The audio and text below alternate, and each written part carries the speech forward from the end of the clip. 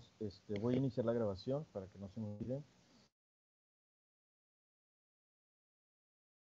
Bien, nuevamente buenos días a todas y todos de esta clase de Historia Moderna, hoy 21 de septiembre de 2020.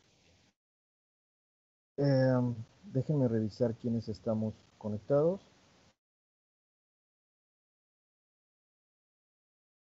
Permítanme.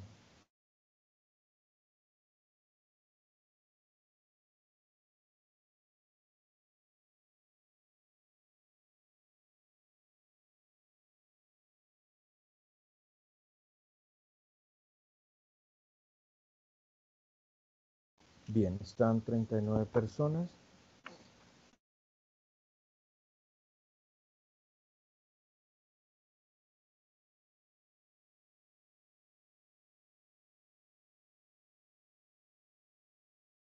De momento están 39 personas. Muy bien. Bueno, vamos enseguida, en un momento más, a escuchar a los compañeros que quedaron por ahí pendientes la clase pasada.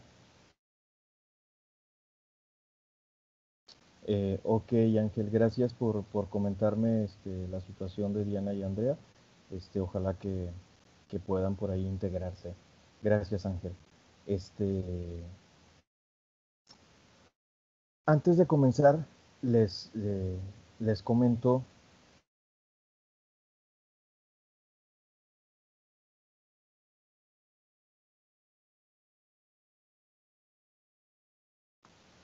a la gente, perdón.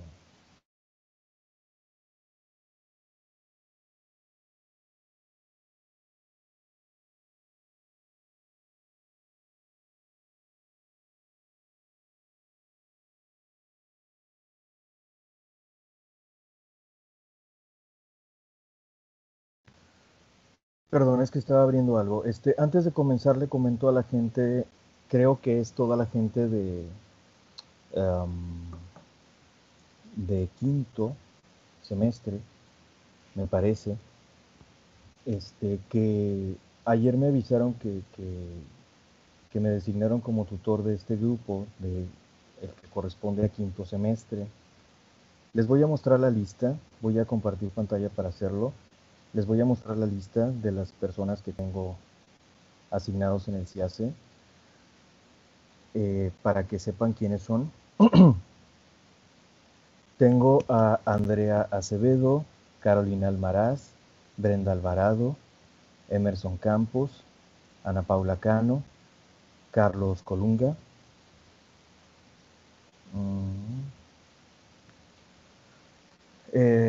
María Merari Flores, Ricardo Galván, Arnoldo Garza, Ebert Jiménez, Ruth López, Lucero López, Eric Lozano, Daniela Martínez, Andrea Martínez, David Mejorada, Elías Mendoza, Berenice Pineda, Fátima Ramírez, Claudia Reyes, Miguel Rodríguez, Dania Rodríguez y Carlos Liberato Villarreal. Son las personas que tengo en la lista y, si no me equivoco, son todo el grupo de quinto semestre, ¿sí? Creo estar en lo correcto. Profe, yo no sé por qué no aparezco en la lista. Sí, estoy inscrita. ¿Quién habló? ¿Dania Lizeth? Sí. Sí, déjame ver. ¿No estabas ahorita en la que les mostré entonces? No. Ok. Sí, bueno, de momento no estás. No estoy seguro si ya la lista está completa, está definitiva. Pudiera ser que tenga, vaya, que falte que le agreguen algunas personas, que puede ser tu caso. Si no, se supone en ese caso que tú habrías sido integrada a otro grupo, entre comillas.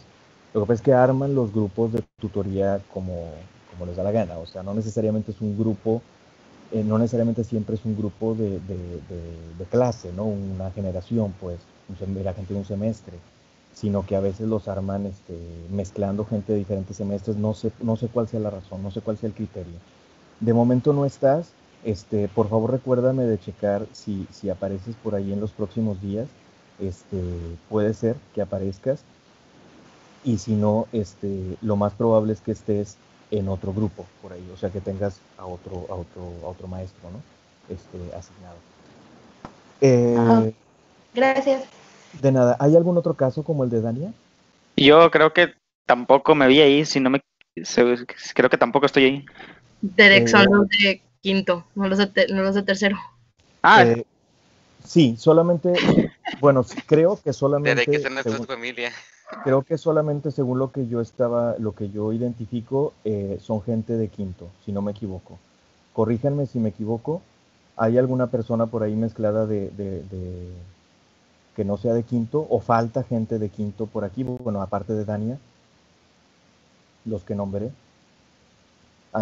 Los voy a repetir: Andrea Acevedo, Carolina Almaraz, Brenda Alvarado, Emerson Campos, Ana Paula Cano, Carlos Colunga, María Merari Flores, Ricardo Galván, Arnoldo Garza, Ebert Jiménez, Ruth López.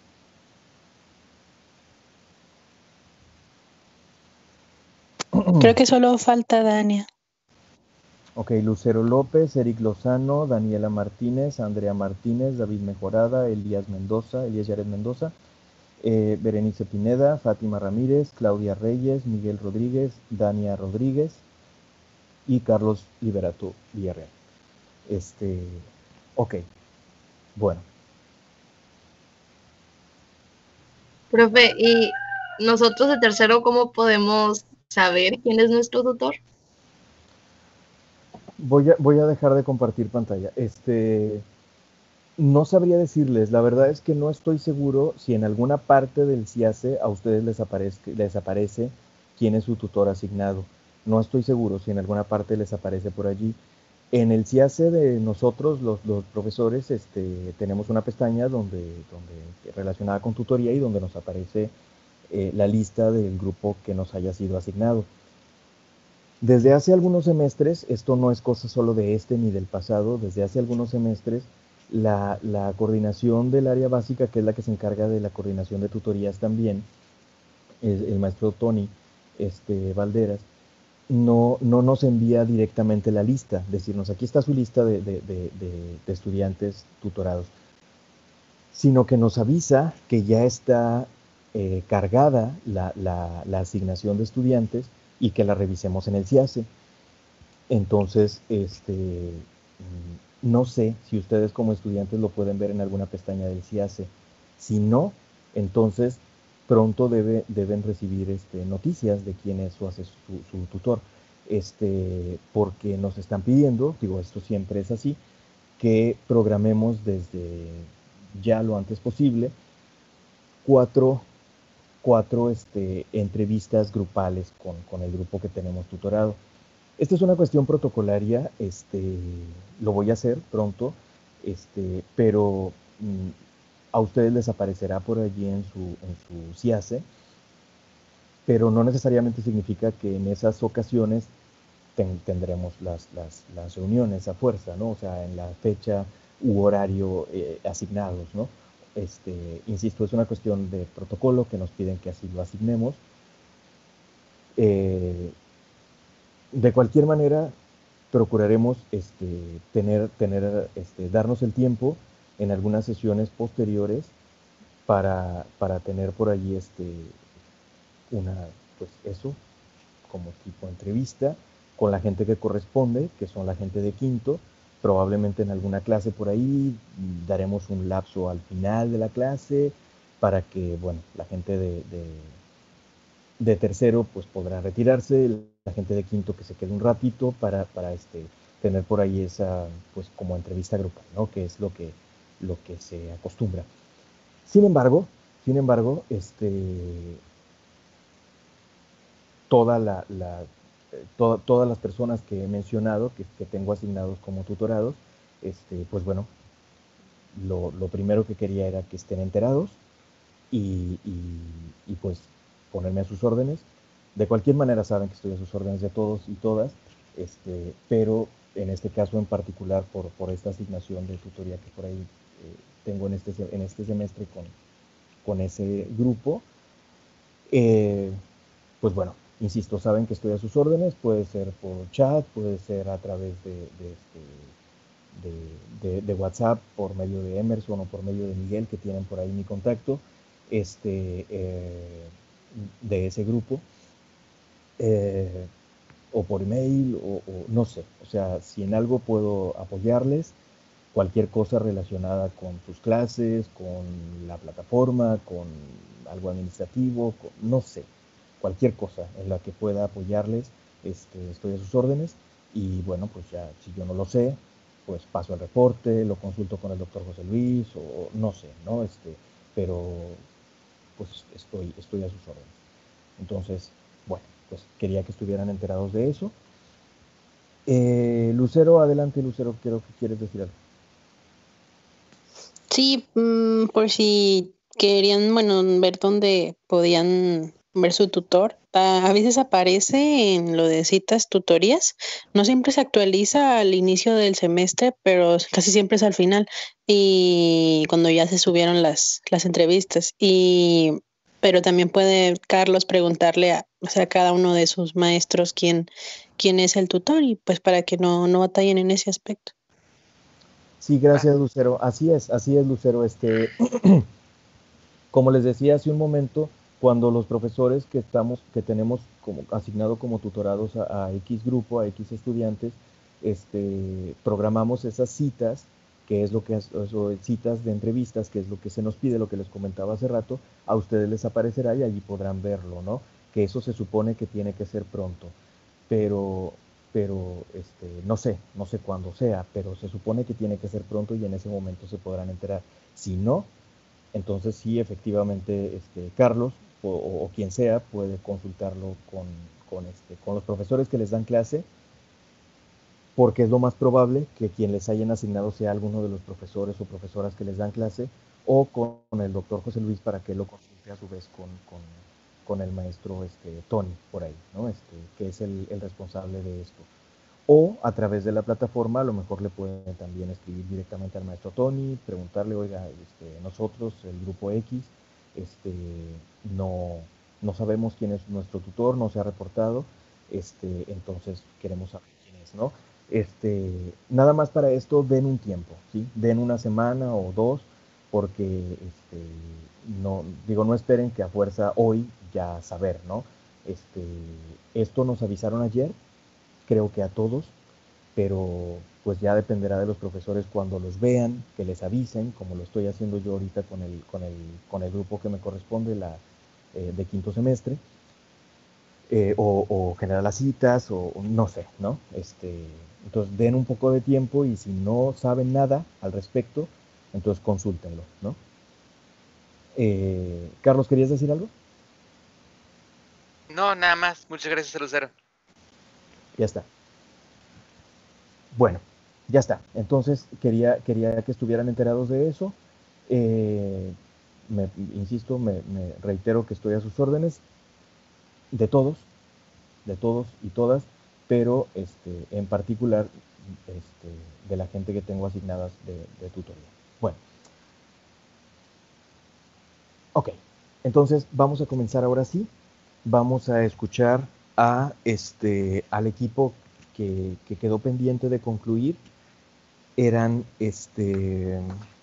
las personas que quedaron pendientes de concluir eran Emerson y Miguel, si no me equivoco. Vamos a escucharlos a ellos y luego pasaremos, cuando ellos concluyan, a escuchar al equipo siguiente, que es el equipo número 4, que le corresponde hoy, que son Ángela López, Andrea Martínez, Dania Escobedo y Ana Cano, ¿sí? A estas compañeras las estaremos escuchando posteriormente cuando concluyan Miguel y Emerson. Entonces, bueno, les cedo la palabra. Adelante, adelante Miguel y Emerson, por favor.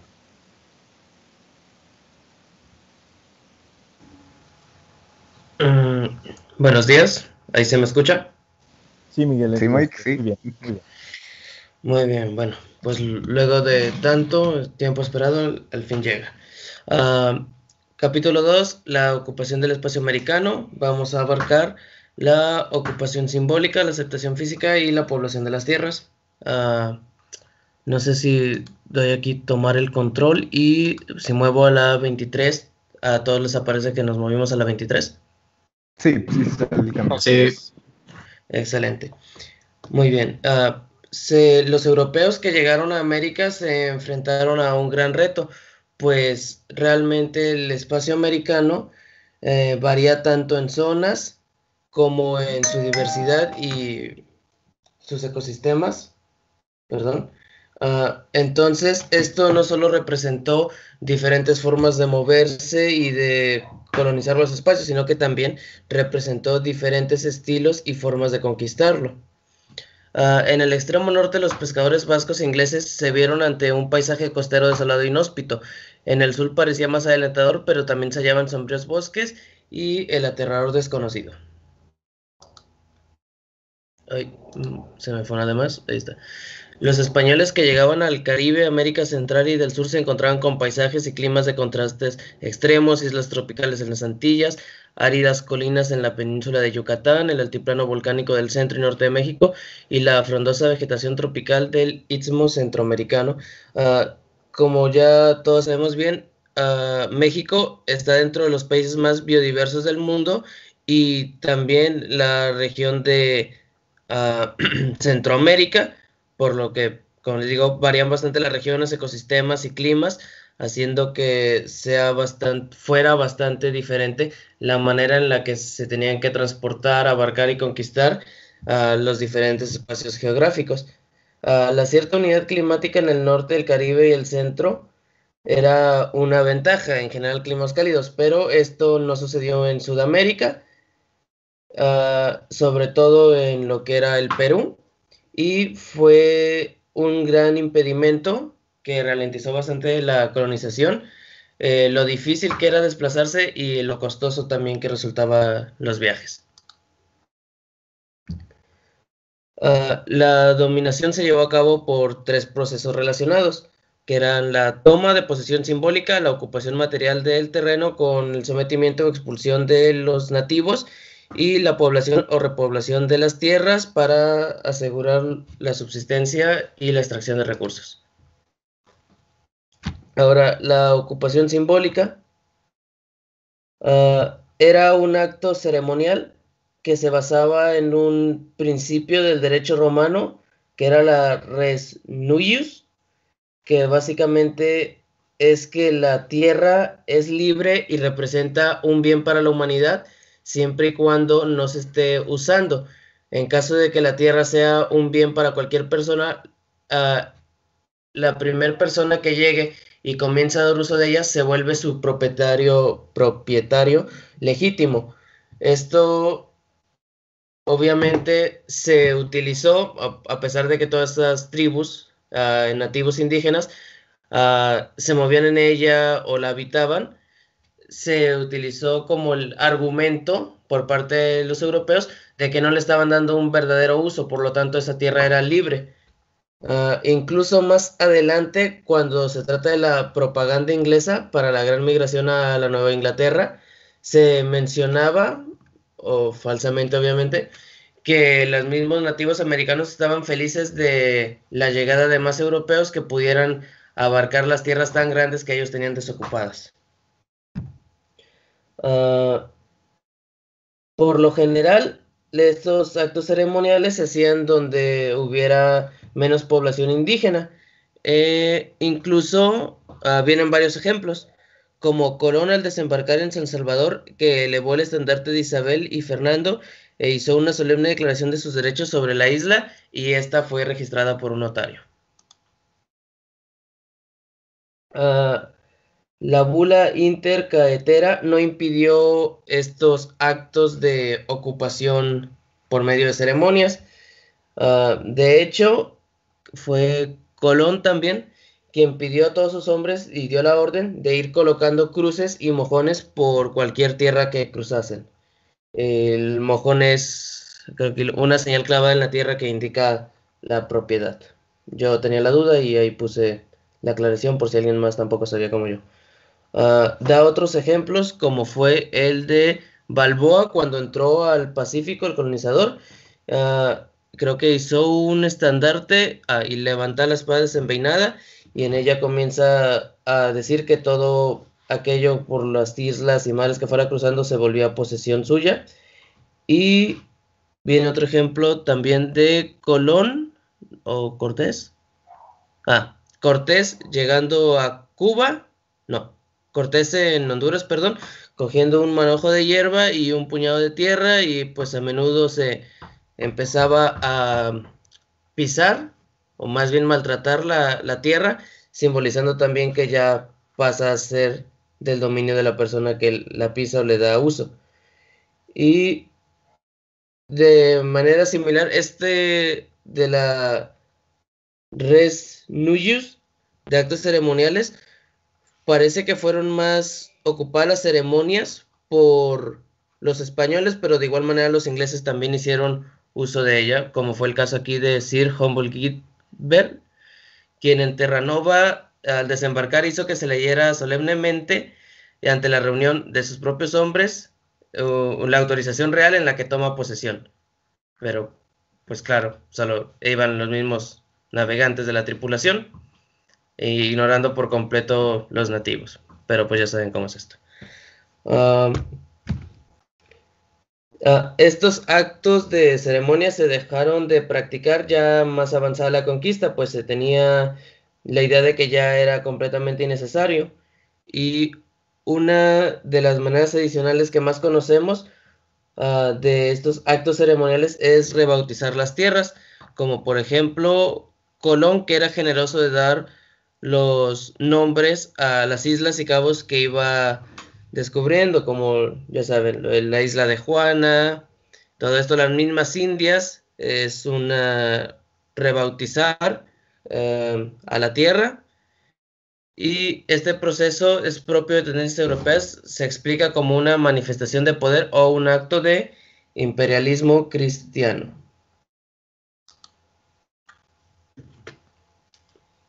Perdón. Cortés decidió rebautizar el imperio mexica como la Nueva España, supuestamente por la similitud que tenía la tierra a España, así como la fertilidad, la grandeza, el frío que hace y muchas otras cosas. Este acto fue similar, o más bien, John Smith hace algo similar a lo que hizo Cortés, que aunque los ingleses primero le dieron el nombre de Norumbega, John Smith la rebautizó como Nueva Inglaterra, al igual que Cortés como Nueva España, aquí es Nueva Inglaterra. No todos los nombres pasaron a ser tan populares cuando se les rebautizó. Por lo general el nombre autóctono se cambiaba por la dificultad que tenían los europeos para pronunciarlo, pero en otros casos prevaleció. Aquí viene el ejemplo de que Tenochtitlan sí fue bautizado como Ciudad de México, pero por ejemplo Cusco del Perú se transformó con facilidad a Cusco, y el aborigen Cuba prevaleció sobre la isla de Juana. Y en el caso de los cristianos, no les gustaba dar nombres ni de realezas, ni bíblicos, ni de santos. Creían que eso era más como una cuestión aparte. Daban nombres a las tierras por cualidades relacionadas también con la religión. Por ejemplo, en el caso de Roger Williams, quien dijo que por providencia misericordiosa de Dios va a llamar al lugar Providencia, Providence. Y por último también la cartografía fue una manera de posición simbólica, aunque en el caso de España los mapas se guardaron con mucho recelo y en realidad casi no se usaron hasta el final de esta época por miedo a ser encontrados por sus enemigos europeos y que les empezaran a robar el territorio. Y en el caso de Inglaterra, pues en realidad nunca hubo mucho interés hasta muy avanzado la conquista, el final del siglo, por empezar a hacer mapas del territorio.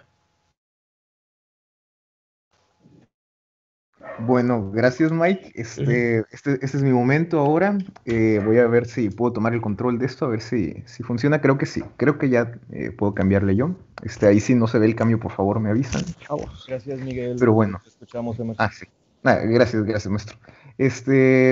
Bueno, entonces ahora que Mike ya nos habló sobre la ocupación simbólica, pues yo les voy a hablar más del expansionismo que se dio de manera tangible en el continente americano. Entonces, pues como ya se habrán dado cuenta, ¿no? Bueno, primero quisiera decirles que si alguien por ahí está viendo memes, ¿no? Por favor, escúchenme y regocíjense, porque pues, esto está interesante, ¿no? Yo creo que está muy interesante. Este, porque esto lo podemos relacionar un poco con, bueno, al menos para nosotros que ya vimos un poco México virreinal, México prehispánico, etcétera. Bueno, pues, les comento para los de quinto semestre y los que llevaron México prehispánico con nosotros durante un tiempo, Carlos, Nacho, etcétera. Este, pues hay conexiones muy interesantes con esos temas, ¿no? Y bueno, ya, perdón, me voy a ir rápido porque todavía Mike nos va a ampliar todavía un poco más ahorita después de esto de la ocupación física. Entonces, digo, también para darle chance al otro equipo, ¿no? Pero bueno, ya, perdón. Entonces, eh, aquí como ustedes habrán dado cuenta por todo lo que hemos visto, pues estamos hablando principalmente de dos colonias o dos ocupaciones. La ocupación en Norteamérica, o bueno, mejor dicho, el norte de Norteamérica, son las colonias inglesas, y la ocupación que se dio en el territorio de la Nueva España, de lo que posteriormente sería la Nueva España. Entonces, es importante que consideremos que al ser regiones diferentes y también al ser ocupadas por culturas diferentes, pues se dieron ocupaciones diferentes. Entonces, eso es lo que vamos a estar viendo en esta sección también, que va a ser una distinción entre las ocupaciones de ambas regiones y la manera en la que diferían una de otra. Entonces, como sabemos, en las colonias inglesas, bueno, estas se dieron por parte de la perdón, de la corona británica, y en Nueva España por la corona española. Entonces, a ver si puedo cambiarle. Sí, creo que sí pueden ver el cambio, ¿no? Bueno, el cambio de Sí. diapositiva. Gracias. Entonces, la primera consideración que debemos de tomar en cuenta es que la colonización en las colonias británicas se dio por medio de compañías, a diferencia de cómo se dio en la Nueva España, que esta se vio impulsada principalmente por la corona española, sí, los reyes católicos como tal. Entonces, creo que esto ya lo había comentado un poco Carlos, me parece, la semana pasada, que sí, era una de las principales diferencias. Esto va a ser muy importante porque esto va a ser como la principal causa de todas las demás diferencias que se van a desencadenar al momento de la expansión en ambas colonias. Entonces, dentro de estas muchas otras diferencias, otra que debemos tomar muy en cuenta es que la corona británica, a diferencia de la española, pues no estaba tan preocupada por mantener un control muy estricto sobre las nuevas colonias o las nuevas posesiones. Precisamente por eso fue que no fue la corona inglesa la que realizó la ocupación, sino que lo hicieron compañías privadas. Como les comento, a diferencia de en España, que la corona sí estaba muy interesada en obtener pues, de ahí recursos y controlar las regiones, etcétera. Pero en ese control muy estricto por parte de la corona española, vamos a ahondar un poquito más en breve. Ahora, la manera en la que se daba el expansionismo en las colonias británicas era que la corona inglesa expedía pues unas cédulas o unas patentes a ciertas personas que denominaba titulares de dichos documentos, o perdón, de dichas tierras, a las que les asignaba pues terrenos extensos para que estas personas titulares, repartieran como ellos designaran todas esas tierras que les eran pues otorgadas o cedidas. Esto es importante que contemplemos que se supone que la corona inglesa sí era dueña de estas tierras, pero pues se las cedía a ciertas personas para que ellos la repartieran. Es algo un poco pues, extraño, ¿no? Porque podría pensarse que pues bueno, si le está cediendo la tierra a alguien, pues ya, la corona no importa. Y menos, o sea, menos importa lo que diga la corona si no está manteniendo un control muy estricto como está pasando en Nueva España. Pero, o sea, les digo, es algo complejo porque se supone que la corona sí tenía control sobre esos terrenos, pero en realidad, al menos en un principio, pues no tanto. Simplemente expedía las cédulas, creo que dije células, le expedía las cédulas Y bueno, los titulares, que eran personas influyentes, ¿no? Principalmente los que habían liderado las ocupaciones, pues eran los que repartían el terreno. Entonces, como ustedes podrán darse cuenta, pues eso de, bueno, yo le doy o le otorgo esta cédula a alguien para que la reparta, pues era menos riguroso y menos sistemático que como se daría posteriormente en la Nueva España, que eso es lo que vamos a ver ahorita. Entonces, ahora sí, pasando a la Nueva España un poco, pues, o bueno, mejor dicho, una de las características en común de ambas regiones era que se necesitaba mantener o establecer, porque no la había, o bueno, sí la había, pero no colonizadora, una autoridad civil. Entonces, esto pues obviamente era necesario para que hubiera un orden y que la sociedad que ahí se fundase pues pudiera desarrollarse de una manera estructurada y pues también siguiendo los valores y costumbres que traían los europeos y que querían instaurar en estas nuevas tierras. Entonces, en el caso de la Nueva España, pues Cortés fundó la Villa de Veracruz, que fue la primera autoridad civil fundada en esta región. Y en Norteamérica, bueno, la primera autoridad civil, como les comento, europea, ¿no? La primera autoridad civil colonizadora. Y en Norteamérica, pues los colonos fundaron también un cuerpo civil y eligieron un gobernador, en este caso John Carver. Entonces, aquí podemos ver una similitud, ¿no? Ambas ocupaciones coincidían en que era necesario fundar una autoridad civil para que hubiese un orden en la colonia y que todo se desarrollase pues, de manera deseable, ¿no? De acuerdo a sus estándares.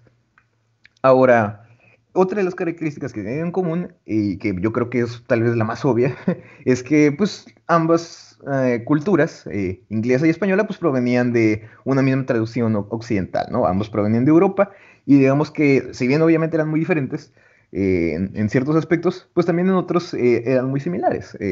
Pues tenían una familia patriarcal, un derecho de propiedad, establecían pues, un orden social mediante parámetros o modelos divinos, etcétera, ¿no? La religión jugaba un papel muy relevante para ambas colonias. Entonces, sí tenían cosas en común que sí trataron de instaurar a ambos en en sus respectivos terrenos ocupados. Entonces, obviamente, al intentar replicar la forma de vida europea en un lugar donde no es Europa, pues las cosas no van a salir exactamente iguales. Obviamente va a haber diferencias, tanto por cuestiones geográficas, cuestiones sociales, que ya existían sociedades ahí implementadas, qué habría que hacer con ellas, cosa que no pasaba en Europa, etcétera. Entonces, como les comentaba hace ratito, las cosas pues, sí se van a dar diferentes de acuerdo a cómo se contemplaba, ¿no? Que ahí lo deseable era que las cosas sucedieran exactamente como eran en España o en Inglaterra, pero obviamente, por lo que les comento, pues no iba a poder ser así. Entonces, ahora sí, abordando un poquito más la ocupación en la Nueva España, pues les comentaba hace ratito que la ocupación física pues era más rigurosa, ¿no? Entonces, precisamente por esas como aspiraciones expansionistas tan, pues posiblemente podemos denominarlas ambiciosas. Creo que precisamente Eliot sí lo menciona así, que los españoles eran más ambiciosos en ese sentido, en el sentido de expansionista, perdón, en el sentido expansionista y en la adquisición de riquezas, pues sí eran un poquito más, sí, Eliot sí los denomina como ambiciosos, ¿no? O aspiraban a todo ese tipo de cosas. Entonces, precisamente por esos deseos tan pues, fervientes, pues fue que procuraron agilizar la expansión. Entonces, también, como les comento, las como motivaciones de ambas colonias eran diferentes. Es otra de las diferencias que debemos de considerar. Por un lado, los ingleses, pues se supone que su motivación, su móvil, pues era su misión evangelizadora en América, ¿no? Debían de, pues, bueno, todo lo que ya hemos comentado, creo que en otras materias. Bueno, nosotros, en historiografía lo llegamos a comentar un poco, sobre pues sí, el deseo de, pues sí, de como propagar o fundar una nueva nación que tuviera como base los nuevos valores protestantes. Entonces, ellos veían en estas nuevas tierras como un lugar designado por Dios, ¿no? Precisamente para lograr este fin. Entonces, Por otro lado, los españoles, o sea, se supone que también tenían un móvil similar, un móvil evangelizador, que creo que Carlos también ya, también ya tocó la vez pasada, la semana pasada, pero igual ahorita lo vamos a retomar un poco. Pero, según nos menciona Elliot, bueno, sí, pero ellos principalmente se veían impulsados pues, por la adquisición de riquezas, que en este caso eran metales preciosos y mano de obra. Esto es algo importante porque a lo largo de la lectura se ve muy claro, o al menos el autor sí deja muy claro cómo los colonizadores sí veían por completo a los nativos como un objeto, o sea, sí los veían como precisamente al mencionarlos a Eliot como una de las riquezas a las que los españoles aspiraban, pues se nota por completo que sí los trataban como si fueran cosas, ¿no? Entonces, y esto es importante porque también va a ser uno de los aspectos que va a determinar el expansionismo o la manera en la que se dio la ocupación física, principalmente en la Nueva España. Entonces, bueno, los españoles, como les comento, pues, se veían impulsados por todo esto, ¿no? El adquirir más riquezas, más posesiones y, por supuesto, tierras, ¿no? A ver, entonces, ya posteriormente, cuando se empezaron a formar las primeras autoridades civiles, pues se empezaron a edificar ya ciudades un poco más avanzadas. Entonces, principalmente esto se dio en la Nueva España. Como les comento, que los españoles pues querían agilizar su proceso de ocupación y algo que menciona la lectura es que esta ocupación por medio de el asentamiento de urbes se dio desde Cortés, desde la llegada de Cortés, porque se menciona ahí también, Cortés notó ciertas similitudes entre las ciudades que había en España con las que había en el Valle de México, o bueno, en Mesoamérica. Es también lo que nos mencionaba un poquito Mike ahorita, ¿no? Que Cortés vio muchas similitudes entre España y la Nueva España, por eso precisamente, como comenta Mike, pues fue denominada la Nueva España. Entonces, Cortés veía similitudes entre estos nuevos terrenos y su región de origen. Entonces, principalmente similitudes en el modelo urbano, en la manera en la que estaba diseñada la ciudad, porque, eh, bueno, había disposiciones en cuanto a los edificios muy similares a las que había en la Nueva España, la existencia de un como núcleo en la ciudad, ¿no? El que en este caso pues era el Templo Mayor, similar a como se había construido en Nueva España, ¿no? Ciudades que se construían alrededor de un núcleo, generalmente pues, el Palacio de Gobernación, etcétera. Similitudes que también de cierta forma facilitarían o impulsarían la edificación de las ciudades colonizadoras sobre las ciudades antiguas. Entonces, esto lo podemos ver claro con el ejemplo de la Ciudad de México, que se construyó sobre Tenochtitlan, y precisamente sobre lo que es ahora el Templo Mayor, pues se construyó la catedral, etcétera, ¿no? Todo lo que es el centro histórico actualmente.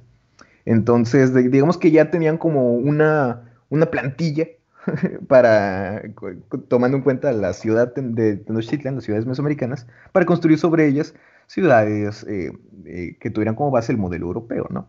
Pero ya obviamente adaptadas a la manera en la que ellos lo designaran.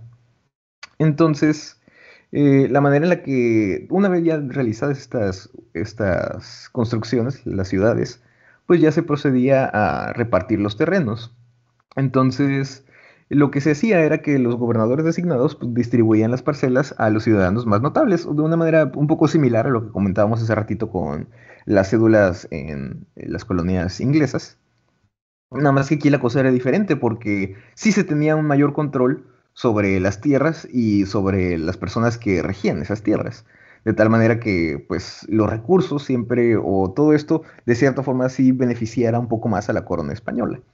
Entonces, pues la manera en la que se otorgaban estas tierras era mediante las ya denominadas encomiendas, que otra vez creo que Carlos también lo abordó en la clase, perdón, la semana pasada. Este, pero bueno, esos fueron spoilers de esta clase. Porque, bueno, digamos que las encomiendas, lo que muchas personas pues tienden a pensar, ¿no? al escuchar encomienda, pues es que se encomendaban tierras, ¿no?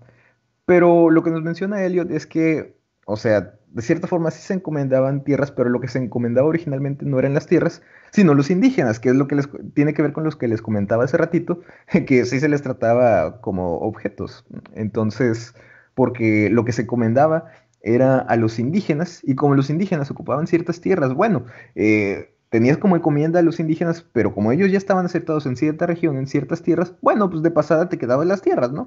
Entonces, esa era la manera en la que se hacía esa expansión, porque, bueno, lo que tenías encomendado, lo que tenías a tu cargo, eran los indígenas, y las tierras, bueno, pues de pasada, como ellos ya habitaban ahí, pues también pues, las regías, o la regía, en este caso, los encomendados, o encomenderos, creo que les denomina Eliot. Entonces, esto no se menciona así en la lectura, pero pues yo lo puse así como para recordar más o menos de qué va, que es la esclavitud evangelizadora, que básicamente tiene que ver con el motivo o la excusa que se daba para pues justificar esta expansión o estas encomiendas, que era que, bueno, el encomendero tenía a su cargo a los indígenas para inculcarles los valores del cristianismo y también para cuidar de ellos. Obviamente, se supone que a cambio el indígena, muy agradecido, tendría que prestar sus servicios y su lealtad absoluta a este encomendero. Obviamente sin ningún tipo de cuestionamiento. Entonces, esto de las encomiendas se fue modificando con el tiempo para que posteriormente hubiera un pago de tributos a la corona española y, como les digo, esta se pudiera beneficiar más gracias a todas estas reparticiones. Ups, me parece que se cambió, ya está. Entonces, algo importante aquí que se implementó para que no se diera algo similar a lo que ocurrió en Europa, que se heredaran las tierras y hubiese un caos posterior en la gobernabilidad de las regiones, fue que se prohibió que éstas se transmitieran por generaciones. Entonces, una vez fallecido el encomendero, quien tenía ahora el control de sus indígenas y por consiguiente de las tierras, era ahora la corona española, que volvía a hacer una repartición para que hubiera un nuevo encomendero, o encomendado, sí. Entonces, no, sí, encomendero, los encomendados eran los indígenas. Entonces, bueno, aquí también viene lo que les comentaba ahorita, que los que eran los encomendados eran los indígenas y no las tierras. Entonces, como les digo, las tierras venían pues como agregadas a los indígenas. Entonces, esto precisamente de evitar las herencias de las tierras fue lo que implementó la corona para evitar que se diera algo similar al feudalismo, que es lo que les comentaba ahorita. Entonces, esto, si bien impidió que se generara un modelo feudal, pues favoreció lo que posteriormente serían las haciendas, que bueno, eso ya es otro tema, pero bueno, es como también un spoiler de lo que vendría después. Ahora, como les comentaba hace ratito con el modelo de las ciudades, en el caso específico de la Nueva España, pues había una plaza mayor, que es la que, como decíamos hace rato, estaba construida sobre lo que era antes el Templo Mayor, y estaba rodeada por una iglesia, y tenía edificios civiles, y un modelo cuadriculado, pues sí, basado en rectángulos principalmente, ¿no? O sea, los edificios, ustedes saben, si van a la Ciudad de México, pues están predispuestos de una manera así como cuadricular, ¿no? Entonces, por otro lado, los ingleses de Virginia también se interesaron en la construcción de ciudades, tomando en cuenta pues, las noticias que provenían de la Nueva España. Es importante aquí tomar en cuenta que esta implementación o construcción de ciudades no se dio como bien mencionó hace rato, pues, no de la misma manera, sino que prácticamente no se dio, al menos como les digo en un principio, porque pues para empezar, eran territorios diferentes. Había pues un terreno más apropiado para la ganadería que para pues sí, otros tipos de economías que podrían ser agricultura, etcétera. Si bien sí se dio agricultura como la del tabaco, pues esta era una de las pocas agriculturas de subsistencia que había. Pero bueno, perdón, el punto es que no eran condiciones similares y por tanto no se podían dar de manera similar. Entonces, si bien colonias como la de Virginia se interesaron en edificar ciudades. A fin de cuentas no se logró porque, bueno, por una cuestión que tiene que ver con los indígenas que estaban localizados en estas regiones. De la misma manera, la relación con los indígenas en la colonia de las colonias inglesas, perdón, y la corona española fueron también muy distintas, precisamente porque en las colonias inglesas no se ocuparon inicialmente terrenos donde hubiese ya indígenas, sino que estos se fueron desplazando mediante el expansionismo de estas colonias norteamericanas. Entonces, inicialmente, la cantidad de indígenas que había por estas zonas impedía que se lograse un modelo muy cercano al de las ciudades ideado por la Nueva España. Entonces, lo que se implementó, o la idea esta de también edificar ciudades que permitiesen pues, fortificar las civilizaciones coloniales aquí en esta zona, pues fue lo que motivó todas estas ideas de construir ciudades, sobre todo en zonas como la de Virginia. Sin embargo, posteriormente las hostilidades con los indígenas fueron disminuyendo, entonces esta motivación o pues sí, lo que motivaba esta construcción de ciudades, pues se fue desvaneciendo, ¿no? Junto con las hostilidades indígenas, que también se redujeron. Entonces, como les comentaba hace ratito, había asentamientos granjeros, que eran los principales asentamientos que había en estas zonas. Entonces, es importante que tomemos en cuenta que estos asentamientos, estas granjas, no eran similares para las haciendas que ya mencionamos hace rato, sino que estas tenían como mayor libertad, no tenían ningún tipo de relación con la corona inglesa, perdón, y porque digo, sí se podría creer que existe una relación entre estos terrenos y las haciendas, pero bueno, precisamente como les comento, eran condiciones distintas y no era posible que fuesen tan similares. Entonces, una disculpa, creo que yo me estoy extendiendo demasiado, ya vamos a terminar, creo. Ahora,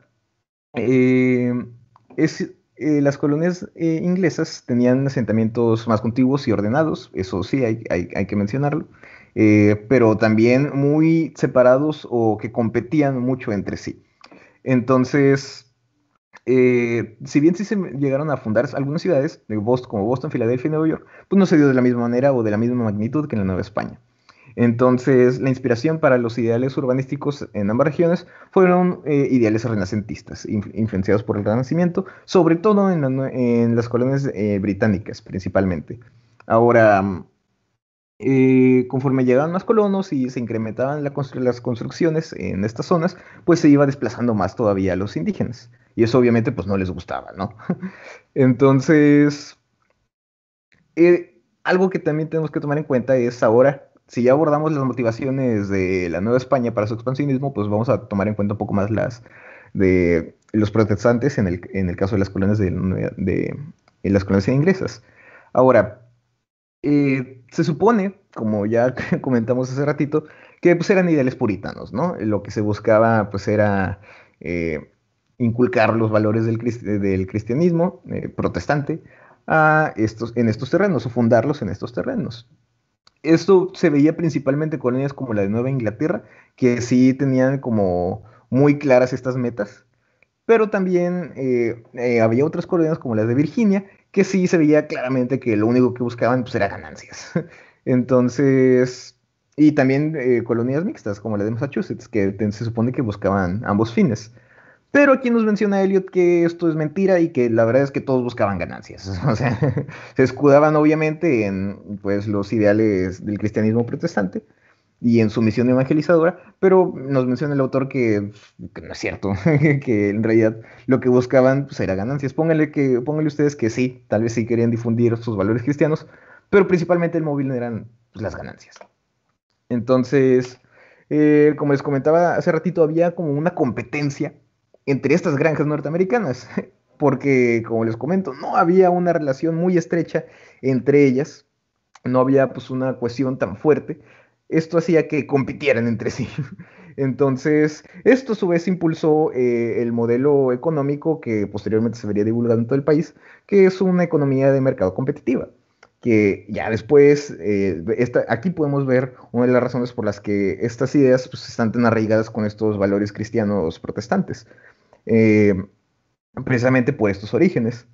Ahora, la ausencia de un gobierno real, a diferencia como el que había en la Nueva España, y también pues las muy débiles restricciones, no sé por qué hay un acento en esa Y, y las muy débiles restricciones permitieron que hubiese toda esta expansión de manera tan libre. Lo único que limitaba esta expansión pues eran los indígenas, pero esto pues, nos menciona Eliot que se solucionaba fácilmente con algunos balazos, ¿no? Tristemente. Entonces, pero bueno, eran promotores de los valores cristianos, ¿no? Entonces, es precisamente esta una de las barreras físicas o morales que había para este expansionismo. Se supone aquí que, lo que nos menciona Eliot es que la idea inicial que tenían estos colonizadores era mantener una relación estrecha con los indígenas y también convivir y comerciar con ellos. Y se menciona que tal vez en un principio sí se logró de una manera, lograr de una manera razonable, porque al menos lo que menciona el autor es que sí fueron un factor determinante los pueblos indígenas de esta región para que los colonizadores se familiarizaran con ella. Entonces, menciona Eliot que sin los indígenas pues habría sido muy complicado que los colonizadores se adaptaran a estas condiciones tan distintas a las que ellos ya conocían. Pero uno de los problemas que hubo para las relaciones entre ambas culturas, pues fue las diferencias que había entre ellas, diferencias principalmente culturales, que propiciaron que hubiese cierta ambigüedad en cuanto a sus relaciones. O sea, no se sabía si... Se supone que los colonizadores no sabían si estaban en buenos términos con los indígenas, y al parecer los indígenas tampoco sabían si estaban en buenos términos con ellos, porque no se lograban entender al 100%. Y esto tiene que ver un poco con lo que, bueno, al menos nosotros de Quinto vimos en algún momento en México Virreinal, ¿no? Del fallo comunicativo, que era un problema serio para este tipo de cosas porque, bueno, no sabían si tenían el mito sí, exacto, el fallo comunicativo. Entonces, pues esto evitaba que supieran como que qué onda con sus relaciones, ¿no? No sabían si eran amigos, no eran amigos, ninguno de los dos lo sabía. Entonces, ambos estaban a la defensiva. En realidad sí eran aliados, pero no sabían si sí eran. Está muy triste esto, pero bueno. Entonces, se supone, ¿no? Lo que nos comenta Eliot es que fueron diversas ofensivas indígenas las que quebrantaron este apoyo mutuo, ¿no? Entonces, digamos que el autor insinúa que pues fueron los indígenas los que quebrantaron estas relaciones, pero bueno, aquí hemos de considerar que, bueno, ¿no? Ellos eran los que estaban siendo desplazados, y obviamente pues a nadie le gusta eso, ¿no? Entonces, también una de las diferencias que había con la Nueva España era que los ingleses sí trataban de excluir por completo a los indígenas de su sociedad, no los querían ni siquiera de esclavos, porque los esclavos eran otros, ¿no? Eran esclavos provenientes de África. Entonces, no era que no les gustaran los esclavos, sino que no querían a los indígenas como sus esclavos. Entonces, esta es una de las diferencias que vemos con los españoles, que sí los querían como esclavos, y que los veían como pues, una materia o una riqueza importante que había en la región, ¿no? Que es lo que comentábamos hace rato, que los veían como objetos. Entonces, como mencionábamos hace rato, en Norteamérica, a medida que crecía el número de colonos o que llegaban más, pues también había una mayor necesidad de espacio y por lo mismo se potenciaban las expansiones. Esto ya es de Mike, sí, por fin, una disculpa. Bien. Adelante, Mike. Gracias, Emerson, sintético como siempre. Claro que sí, Charlie. Voy a intentar irme más rápido. Afortunadamente, soy muy distinto a Emerson. Emerson con muy poco texto habla mucho. Yo con bastante texto no hablo bastante. Una disculpa. No te preocupes, Emerson. Bueno, ya por último, ya vimos lo que fue la ocupación simbólica en los actos ceremoniales. Lo de Emerson, que fue como... un momento, se me fue... la ocupación material y mucho texto. Sí. Perdón, me distraje. Y ya por último vamos a ver lo que es el poblamiento de las tierras. Durante los primeros años la tasa de mortalidad de los peregrinos ingleses fue muy alta. El clima y las penurias mataron más que las flechas de los nativos americanos. Y no fue muy diferente tampoco para los españoles. Durante la primera década, 2/3 de los españoles habían muerto y 1/2 de los peregrinos en el primer invierno habían fallecido también. Entonces había una necesidad imperiosa por más inmigrantes que pudieran mantener las tierras y extraer los recursos. Necesito tomar el control. Ahí está. Y me volvió a saltar. Ok. Ya. Perdón, ya. ¿Cuáles eran las principales razones por las que la gente de Europa decidía venir a América? Pues lo principal, que era los mitos que se habían hecho al respecto de todas las riquezas que abundaban aquí y que se podían conseguir. Entonces eso incitaba a muchos a abandonar la civilización de España o de Inglaterra y... perdón. También hubo un problema con la regularización para el viaje al Nuevo Mundo. La corona española había instaurado la Casa de Contratación, que era el organismo encargado de regular la emigración a América, establecido en 503 en Sevilla. Y estos, para darte el permiso de viajar, tenías que dar ciertos documentos específicos que comprobaban tu nacionalidad. Y además existía un solo puerto con el cual se podría viajar por el Atlántico. Y como otro dato, no existía posibilidad ni para judíos, moros, gitanos o herejes de viajar, aunque vamos a ver más adelante que esta empresa por regular los viajes funcionó más o menos bien, pero de igual manera se seguía burlando la seguridad o había ciertos métodos para pasar estas aduanajes, podría decirse. Y en el caso de Inglaterra, pues la verdad les daba bastante igual, no existía un organismo para regularse, sino que se incitaba a toda la gente a ir a la Nueva Inglaterra. No sé por qué se salta varias diapositivas. Y bueno, ahí había un mapita que venía en la lectura de Elliot de las rutas de navegación de Europa a América. Ahí se ve muy poquito, no lo puede ser más grande. Y también pues las rutas de esclavistas de África a Centroamérica igual. La gran migración de Nueva Inglaterra, pues no había control ni en los puertos ni en los datos. Aunque el éxito de la corona española para autorizar estos viajes fue relativo, habría fracasado en otros aspectos por la facilidad para burlar el sistema, como dando sobornos a los oficiales, falsificando documentos o colándose a los mismos barcos como polizontes se les llama, creo. Y otro problema todavía más grande en el que fracasaron aún más que con la documentación para los viajes fue en los esfuerzos para promover la colonización. La gente no quería abandonar la comodidad de la civilización, entre comillas, europea para viajar a la salvaje América.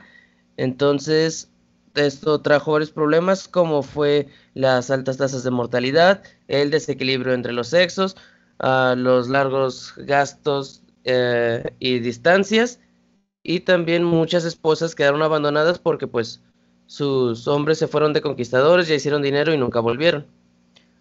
El número total de emigrantes de España a las Indias en el transcurso del siglo XVI se calcula generalmente entre 200,000 y 250,000 o una media de 2,000 o 2,600 por año. Aquí traigo una gráfica de hacia dónde emigraban desde España a América, las Indias. El mayor porcentaje, como pueden ver, ahí va a Perú. De ahí le sigue Nueva España y de ahí hay un descenso bastante marcable a Nueva Granada, América Central y a otros países como Cuba, Chile y otros no especificados.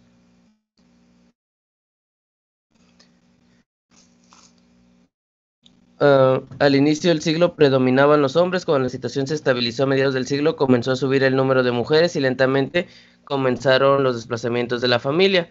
El mayor elemento disuasorio frente al movimiento migratorio se debe a la relativa reducción de oportunidades una vez había pasado la primera etapa de la colonización, pues ya existía en Nueva España múltiples manos de obra indígenas que aún estaban reforzadas por los esclavos africanos. No existía un mercado laboral muy amplio y todavía muchos de los indígenas ya habían trabajado y dominado las técnicas artesanales europeas. Entonces muchos emigrantes españoles terminaban volviéndose vagabundos y era algo de lo que incluso se quejaban los virreyes. Y existió un movimiento de regreso significativo de América a España que quizás iba entre el 10 y el 20%. Por el contrario, en Norteamérica, con una más escasa población de indígenas, las perspectivas de trabajo eran mucho mejores. E incluso se creía que en Inglaterra existía una superpoblación, por la que esta gran migración pudo darse con más facilidad que en el caso de España. Y aquí el elemento disuasorio principal, aparte de los costes y el tiempo de viaje, fue que para muchos resultaba más fácil establecerse en Irlanda.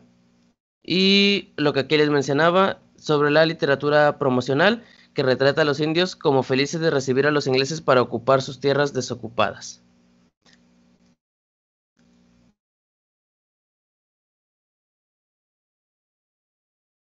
La inmigración religiosa en España fue más por motivos evangelizadores, mientras que en Inglaterra se trataba de colonización. Existe justo este mito de la gran migración que se creía que fueron olas y olas de gente llegando y arrasando a todos los pueblos indígenas, pero en realidad fue más o menos pequeña, solo entre 21.000 de los 69.000 británicos que cruzaron el Atlántico durante esta gran migración en la década de los 30, 1630, fueron a Nueva Inglaterra. Otros viajaban a otros lugares o iban a España o simplemente estaban de exploradores que volvían.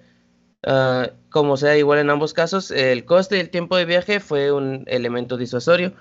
Para alentar la inmigración inglesa se desarrolló el Head Right System, creo que lo pronuncié bien, en el cual se ofrecían 40 hectáreas a cada colonizador y otras 40 por cada persona que trajera consigo, y se instauró el sistema de la Inlendur,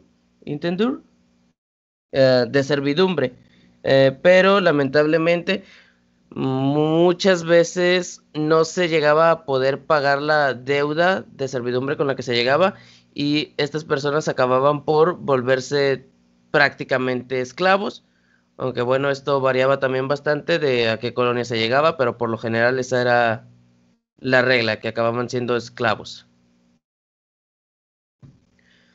Debido a las altas tasas de mortalidad, pocos llegaban a convertirse en hombres libres y aún menos en casarse. Se menciona también el autor Eliot Hitler que hay una alta tasa de hombres que morían solteros, lo cual también dificultaba más el poblamiento de las tierras. Durante el primer siglo de la colonización británica en América, unos 530.000 hombres y mujeres cruzaron tras el Atlántico, entre 2 y 4 veces el número de migrantes españoles. No obstante, existía más necesidad de trabajadores y más tierras disponibles. La población del espacio americano había tenido también un enorme enfrentamiento con la población indígena, un enfrentamiento que había causado una catástrofe demográfica a una escala casi inimaginable. Y bueno, aquí les puse de imágenes ilustrativas para apoyar un poco como fue la viruela en el caso de la conquista española.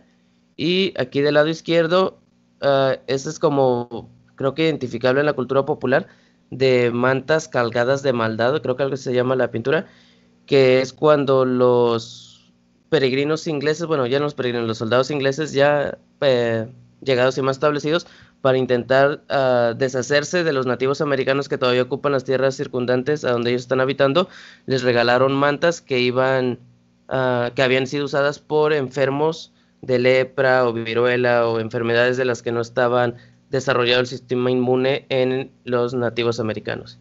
Y creo que eso ya fue todo por nuestra parte. Muchas gracias por su atención. Perdón por no hacerlo más corto. Esperamos que tenga tiempo suficiente el siguiente equipo. Y aquí están las fuentes. Creo que ya es todo. A reservas que otro compañero quiera decir algo. Muchas gracias.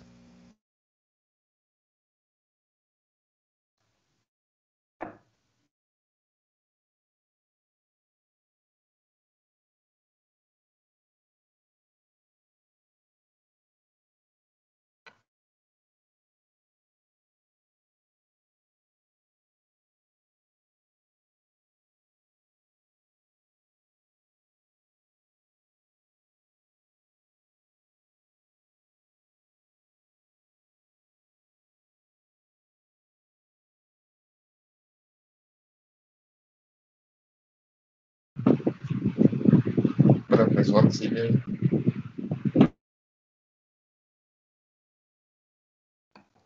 Adelante, Elías, adelante, por favor. Yo sé que quieres darnos una síntesis. Profe, si nos escucha, no sé si esté hablando, pero su micrófono está desactivado. Silenciado, sí, silenciado, en este caso. Perdón, sí, tenía el micrófono silenciado, no me había dado cuenta, una disculpa. Lo sabía. Muchas gracias, Miguel, Emerson, bueno, al equipo completo por su exposición, valga la redundancia, bastante completa, su exposición. Bueno, estamos un poco cortos de tiempo, perdón, voy a abrir la cámara. Estamos un poco cortos de tiempo, pero no sé si haya alguna duda o comentario en particular sobre lo que expuso pues el equipo. Estuvo muy diferido en tiempo el abordaje de este tema con el equipo, el primer equipo y la mitad de este equipo la clase pasada y la otra mitad ahora, etcétera, hace una semana. Pero bueno, no sé si haya alguna duda o comentario en específico por allí que externarle a sus compañeros, al equipo, para empezar.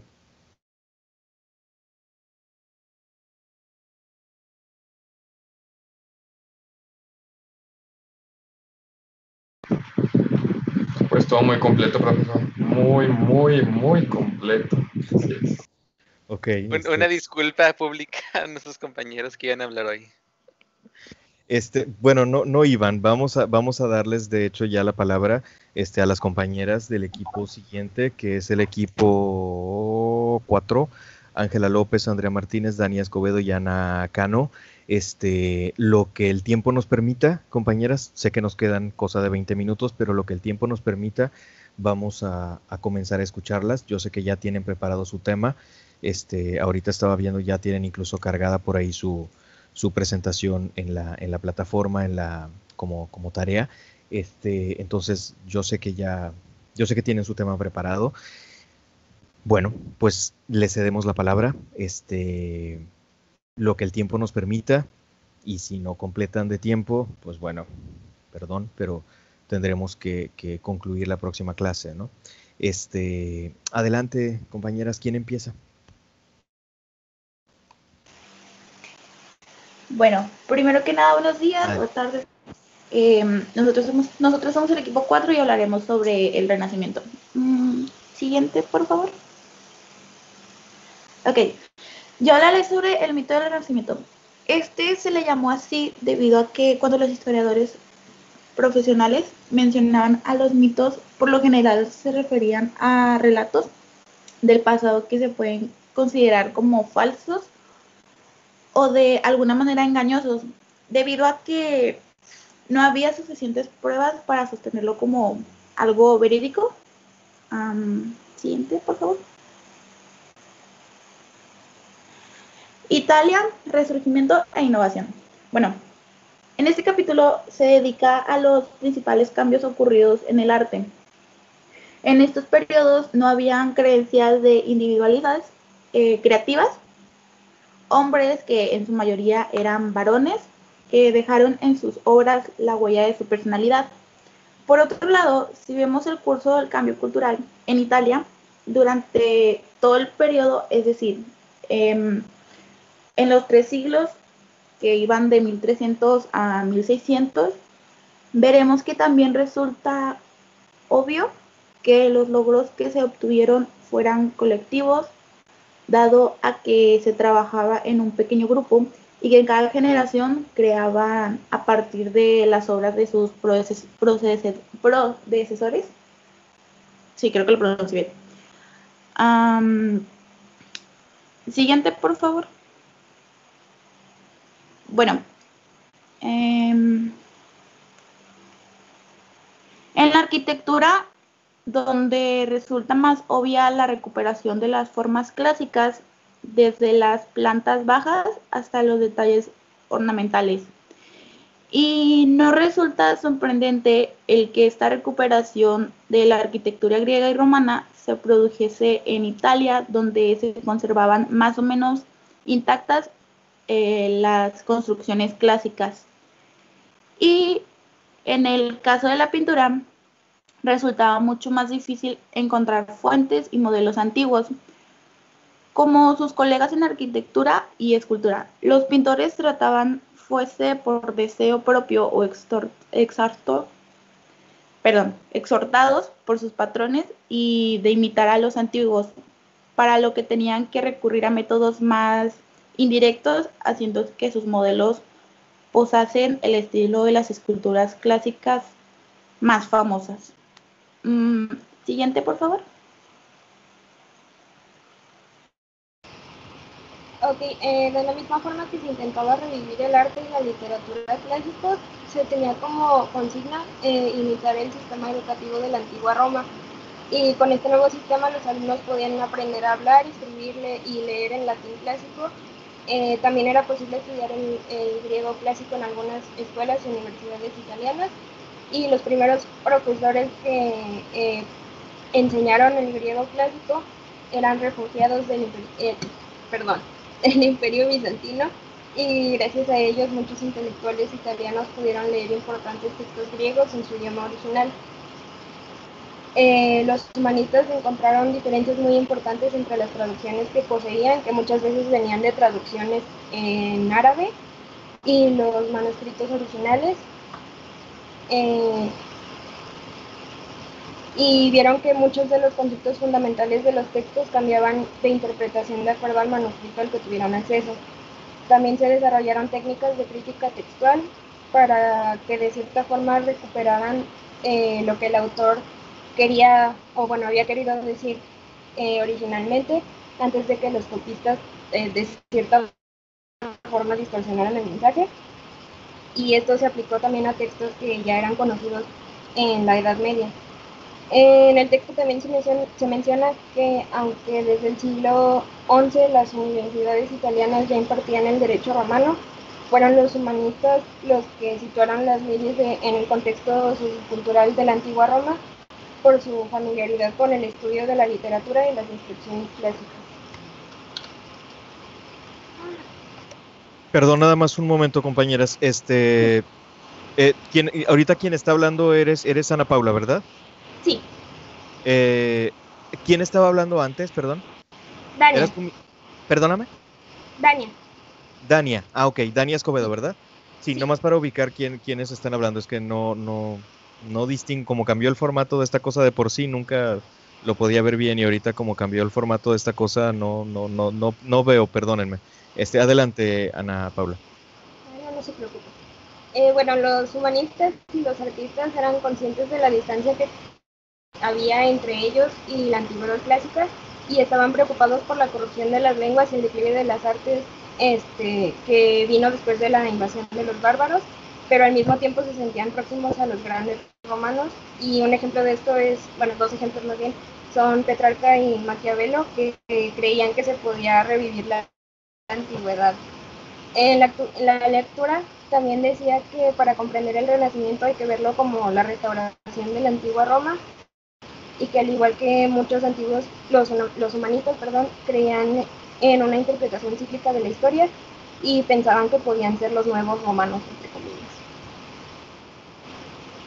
Uno de los conceptos que manejaban los humanistas, como ya lo dijo Dania, era el de la imitación, que se refería pues a los grandes escritores y artistas.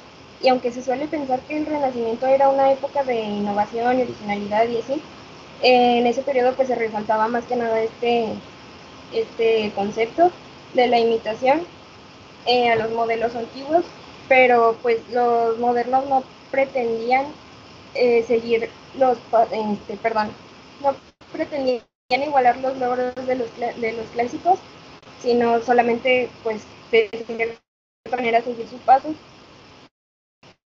Y no que las obras de la antigüedad habían sobrevivido solamente de manera en imitarlas como tal, solamente de manera parcial. Y también había un rechazo al próximo, que era la época bajo medieval, pero pues seguían perteneciendo a en muchos aspectos de la cultura. tanto que varios humanistas llegaron a confundir albores de la época medieval con la antigüedad.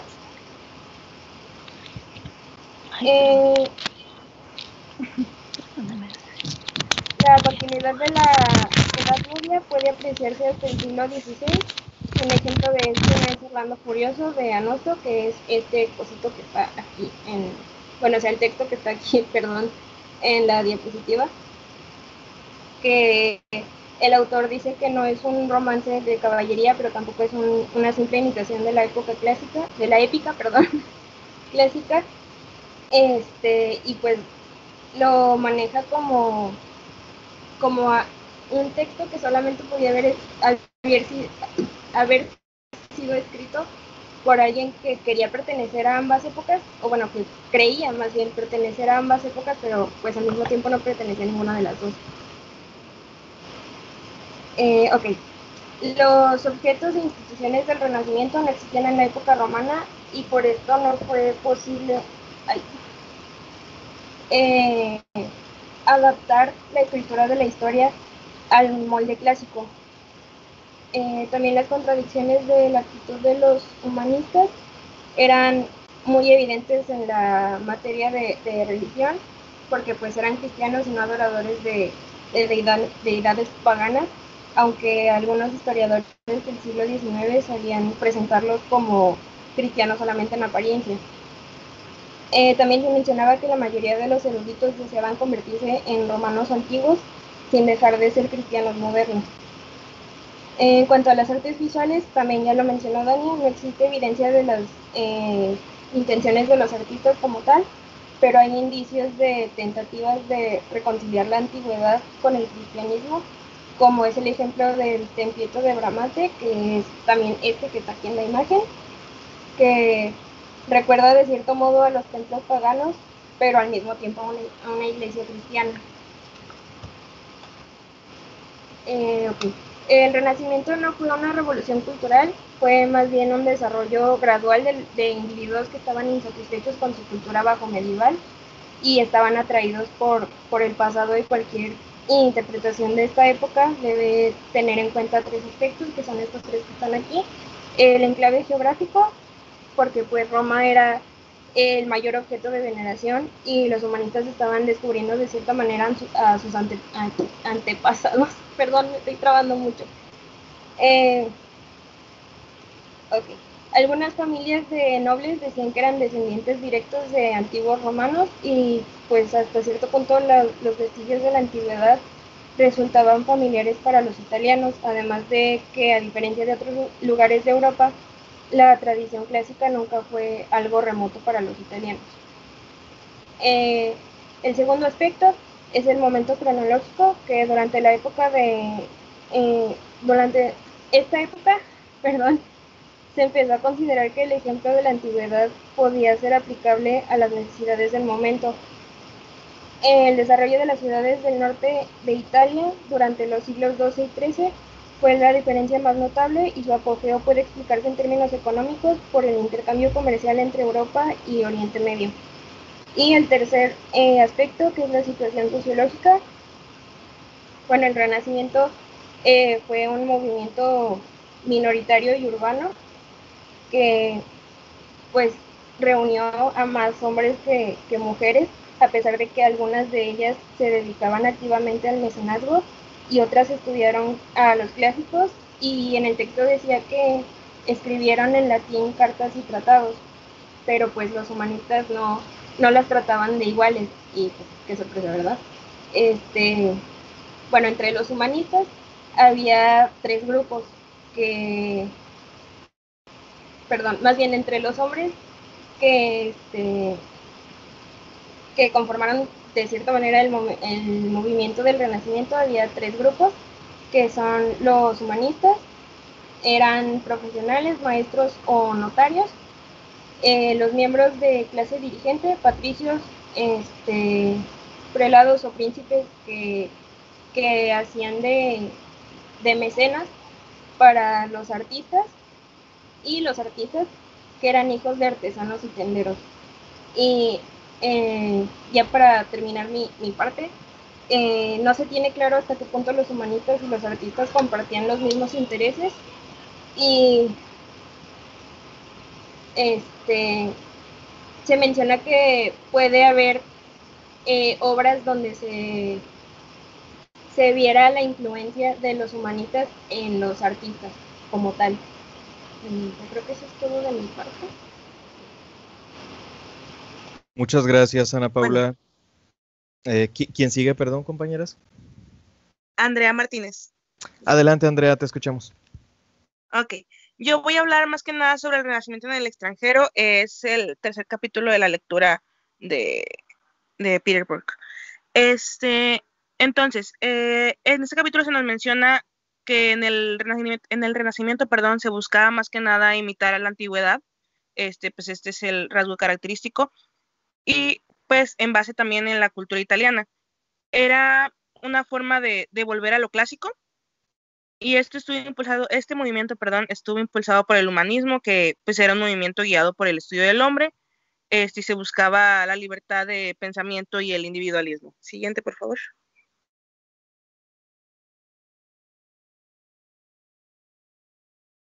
La era del Renacimiento impulsó varios cambios que hubo alrededor de Europa, y este movimiento inició en lo que es la región toscana de Italia. Su centro fue en Florencia y en Siena, y impactó mucho a la arquitectura italiana. Hay unos ejemplos. La Basílica de San Lorenzo es un ejemplo de la arquitectura del Renacimiento, y pues un dibujo de lo que es un dibujo de Leonardo da Vinci que representa el humanismo. Siguiente, por favor. Se cree que, o mucho tiempo se creyó que Italia fue el único país que podía reflejar lo que es el Renacimiento, o que era la única sede, como aquí bien dice en la presentación. Pero pues también tenemos aportes de otras nacionalidades para este movimiento, como fue en Holanda, que se inició la técnica de la pintura al óleo, y en más países del norte de Europa, como fue la música, en la que tuvo esos cambios a lo que es el Renacimiento. Muchos de los estudiosos del Renacimiento, no eran parte de la élite, no eran artistas, y esto también conlleva que hubo, voy a ver si lo tengo en una presentación más adelante, por favor, Ana. Sí, eso también conlleva a la salida de los estudiosos italianos, para poder continuar con su trabajo, muchos salieron de Italia por diferentes problemas, como eran deberes diplomáticos, había conflictos políticos, religiosos, habían italianos que estaban en el exilio y estaban escapando de la Inquisición, entre razones personales. Entonces, de Italia salieron, como estoy diciendo, muchas personas que también fueron influyentes en el Renacimiento, pero no en la zona geográfica de lo que es Italia.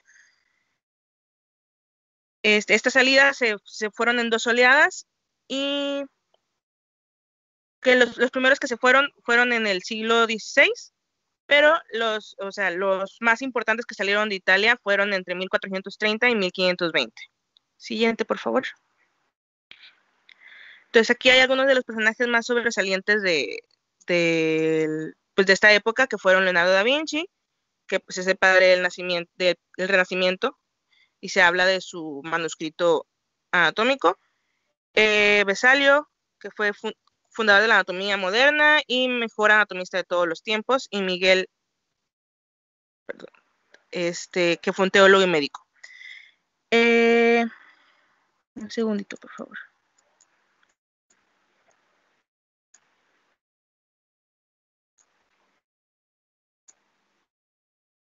A ver, siguiente. Sí, gracias. La difusión del Renacimiento se dio por circulación de pinturas, por libros, textos, traducciones, y esto se llevó mediante pues como en los siglos anteriores, mucho mediante el comercio en toda la zona del Mediterráneo. Y esto impulsó pues, a que se llevara a los demás países. Hubo unas diferencias en la arquitectura italiana. La arquitectura del Renacimiento no profundizó mucho en lo que fue Italia. De hecho, hay una zona de Italia que tengo entendido que es Lombardía, en la que la arquitectura tiene como un concepto diferente. Los cambios que hubo no son los mismos que en el Renacimiento, siendo que es la misma época. Pues está de manera fragmentada y pues tiene las variaciones locales de las diferentes zonas de Italia. Siguiente, por favor.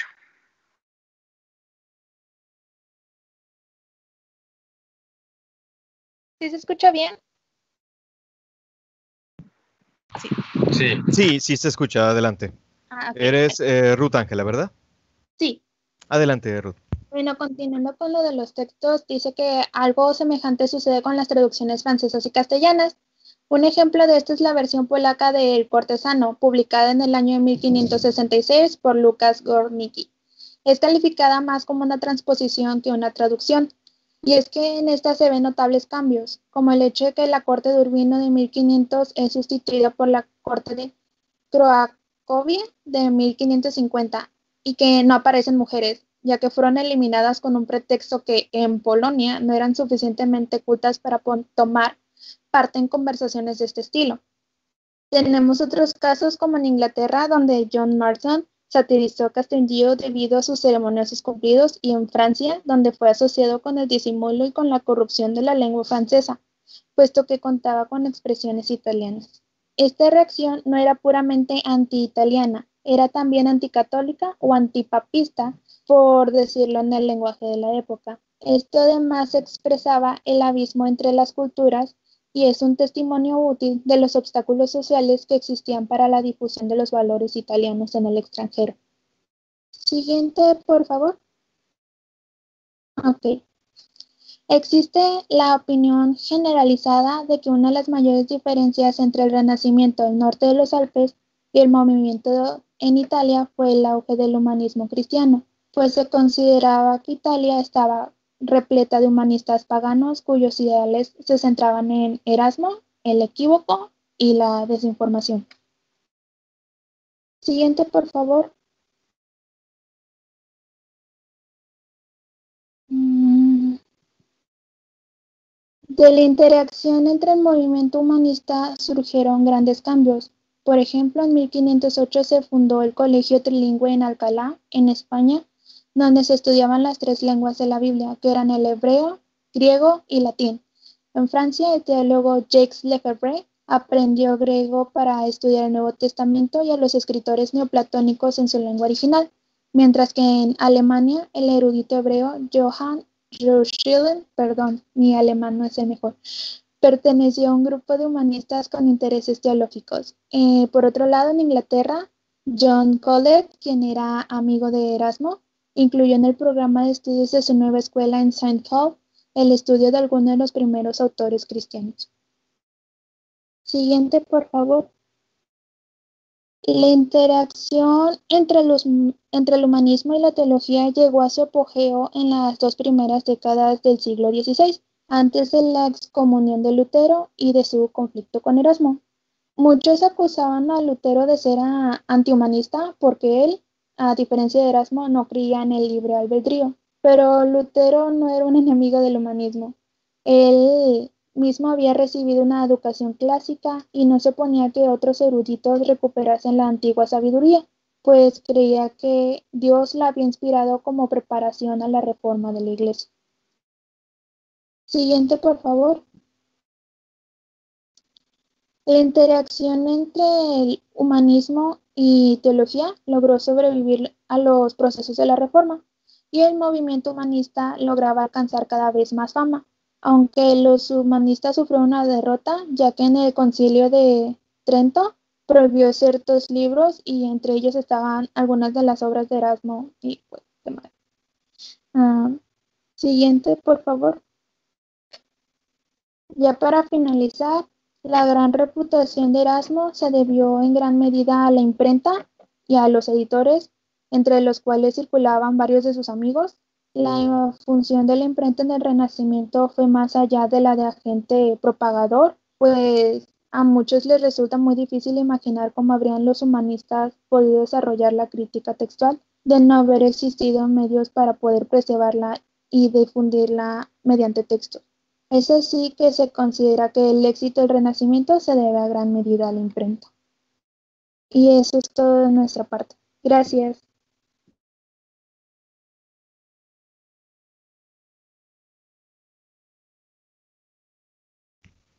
Muchas gracias, Ruth Ángela, Andrea, Dania y Ana Paula, por su exposición. No sé si fue intencional o fue casual, pero bueno, se ajustaron perfecto al tiempo. Qué bueno para no tener que dejar pendiente parte de su exposición para la siguiente clase, porque obviamente pues ya tenemos programado otro tema. Lo que sí vamos a tener que dejar pendiente, porque ya se nos fue el tiempo, son comentarios o dudas que haya en torno tanto al tema que expusieron los compañeros del equipo 5, el equipo 3 y el equipo 4. Es decir, los dos abordajes sobre la expansión colonial europea y análisis sobre el Renacimiento que nos han expuesto las compañeras, que está basada en un texto de Peter Burke, pues vamos a tener que dejarlo pendiente, porque hemos estado muy apretados de tiempo, lamentablemente. Entonces les pido de favor que ya sea que guarden en su memoria o lo anoten, mejor anótenlo, algún comentario o duda que les haya surgido por ahí y que hubieran querido hacer ahorita en torno a cualquiera de estos temas, los de la clase pasada y los de hoy. Por favor, anótenlo por ahí y podemos comenzar con eso la próxima clase, viendo comentarios, dudas que haya al respecto, y pasaríamos posteriormente, la próxima clase, con el equipo y tema siguiente. El equipo es, el tema es sobre la Reforma Protestante, es una perspectiva y de algunas generalidades. El equipo es el número 8, constituido por Elías, Ricardo, Lucero y Ebert. Entonces, bueno, compañeros, les pido de favor que anoten, que guarden si tienen dudas o comentarios sobre este tema para comenzar con eso la próxima clase y posteriormente estaríamos escuchando la próxima clase al equipo siguiente, ¿sí? Bueno, pues gracias a todas y todos, a los equipos que han expuesto en particular, muy bien todos y todas, y pues nos vemos entonces el miércoles, ¿sí? La próxima clase. Cuídense, hasta luego. Sí, profe, muchas gracias. Que tenga un buen día. Buenas tardes. Hasta luego, cuídense. Gracias, profe.